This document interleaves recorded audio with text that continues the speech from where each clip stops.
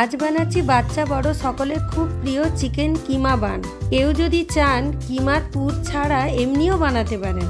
শুরু করছি রেসিপি। একটা পাত্রে 1 কাপ উষ্ণ গরম জলে 2 চা চামচ চিনি, 3 চা চামচ ইস্ট দিয়ে ভালো করে নেড়ে মিশিয়ে দেব। ঢাকা দিয়ে 15-20 মিনিট রেখে দেব। কিছুক্ষণ পর দেখা যাবে ইস্টগুলো সুন্দর ফুলে উঠেছে। উষ্ণ গরম জলে কিন্তু দিতেই হবে। কেউ চাইলে গুঁড়ো চিনিও দিতে পারেন। এবার ওর মধ্যে 3 কাপ ময়দা দিয়ে দিচ্ছি। 1.5 চা চামচ মতো লবণ দিয়ে দিলাম। 3 চা চামচ মতো গুঁড়ো দুধ বা মিল্ক পাউডার দিয়ে দিলাম। এতে টেস্টটা খুব ভালো হয়। এবার ভালো করে মিশিয়ে নিচ্ছি। একটা ডিম ফাটিয়ে ওর মধ্যে দিয়ে দিলাম। এতে বানটা খুব সফট হয় আর ফোলে। হাতে মাখাতে অল্প সাদা তেল ওর মধ্যে দিয়ে দিচ্ছি। তেলটা দেওয়ার পর দেখবেন হাতে আর জড়িয়ে যাবে না। ডোটা ভালো করে মাখিয়ে অল্প সাদা তেল ঘষে দিয়ে কিছুক্ষণ রেখে দেব। অনেকে আবার এর মধ্যে হালকা গরম দুধও দেন। এভাবে আমি 1 ঘন্টা ঢাকা দিয়ে রেখে দেব। 1 ঘন্টা পর দেখুন কি সুন্দর ফুলে উঠেছে। এবার ডোটাকে হালকা হাতে ভালো করে ঠেসে নেব। বেশি নরম হলে অল্প একটু ময়দা গুঁড়ো দিয়ে ভালো করে ঠেসে নিতে পারেন। ভালো করে ঠেসে নিয়ে এইভাবে লম্বালম্বি আকারে করে ছুরির সাহায্যে পিস পিস করে লেচিগুলো আমি কেটে নিচ্ছি। এবার লেচিগুলোকে এইভাবে উল্টে উল্টে নিতে হবে, নাহলে কিন্তু জিনিসটা ভালো হবে না। এইভাবে উল্টে নিয়ে আমি ভালো করে গোল করে রেখে দিচ্ছি। 10 মিনিট এইভাবে ঢাকা দিয়ে রেখে দেব লেচিগুলো। এবার আলাদা একটি প্যানে অল্প সাদা তেল গরম করে 2-3টে মতো পেঁয়াজের কুচি দিয়ে দিয়েছি। পেঁয়াজের কুচিগুলো হালকা ব্রাউন কালার হয়ে এলে ওর মধ্যে 2 চা চামচের মতো আদা ও রসুন কুচি দিয়ে দিলাম। এই সময় গ্যাসের ফ্লেমটা কমিয়ে রাখতে হবে, না হলে কিন্তু জ্বলে যেতে পারে। এবার ওর মধ্যে 1 টিস্পুন মতো লাল লঙ্কার গুঁড়ো ও 1 টিস্পুন মতো এমনি লঙ্কার গুঁড়ো দিয়ে দিচ্ছি। 2 টিস্পুন মতো ধনে গুঁড়ো, 1 টিস্পুন মতো গোলমরিচের গুঁড়ো আর দিলাম 2-3টে মতো টমেটোর পেস্ট। এবার ভালো করে নেড়ে নিচ্ছি। এবার চিকেন কিমাগুলো ওর মধ্যে দিয়ে দিলাম।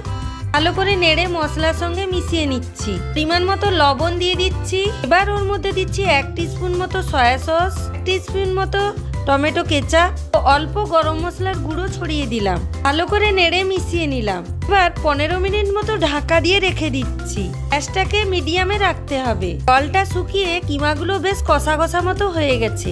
ও মিক্সড হাফ ছড়িয়ে দিচ্ছি। ভালো টেস্টের জন্য মোজারেলা চিজ ছড়িয়ে দিলাম। 2 টিস্পুন মতো মেয়োনিজ দিলাম। আর ভালো করে চিকেন কিমার সঙ্গে মিশিয়ে নিলাম। মেয়োনিজ না চাইলেও না দিতে পারেন।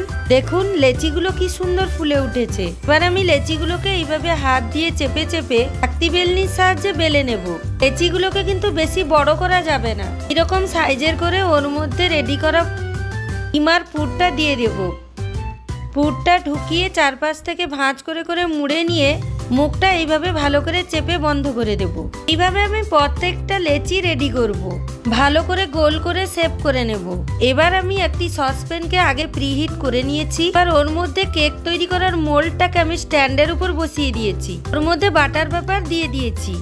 এবার আলাদা একটি বাটিতে ডিমের কুসুম ও ওর মধ্যে গলানো বাটার একসঙ্গে মিক্স করছি। ওর মধ্যে অল্প দুধ দিয়ে দিলাম আর ভালো করে একটা মিক্সচার রেডি করলাম। এই মিশ্রণটাকে আমি প্রত্যেকটা পানের উপর লাগিয়ে দিচ্ছি। এতে কালারটা খুব ভালো আসে ও ফোলে আর খুব সফট হয়। এভাবে আমি প্রত্যেকটা রেডি করে নিলাম। পরে একটু সাদা তেল ছড়িয়ে দিচ্ছি। এবার ওই বাটারের মিশ্রণটাকে আমি বাটার পেপারের ওপর লাগিয়ে দিলাম।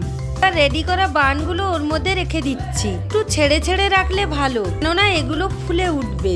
মিডিয়াম ফ্লেমে আমি ঢাকা দিয়ে 1/2 ঘন্টা রেখে দেব। দেখুন আস্তে আস্তে করে ওপরে কালারটা চেঞ্জ হয়ে আসছে আর ফুলে উঠছে। 1/2 ঘন্টার মধ্যে না হলে আরেকটু ধৈর্য ধরতে হবে, সময় দিতে হবে। তবে মাইক্রো ওভেনে করলে 180 ডিগ্রি সেলসিয়াসে 10 মিনিট কি 15 মিনিট রাখতে হবে। কিছুটা আমি ওভেনে করেছি, কিছুটা আমি মাইক্রো ওভেনে করেছি। রেডি আমার কিমা বান। সসের সঙ্গে যে কোনো সময় আপনি এটা খেতে পারেন। টিফিন হিসাবে কিন্তু খুব ভালো যাবে। রেসিপিটি কেমন লাগলো অবশ্যই কমেন্টে জানান। কমেন্ট করে জানান রেসিপিগুলো কেমন লাগছে।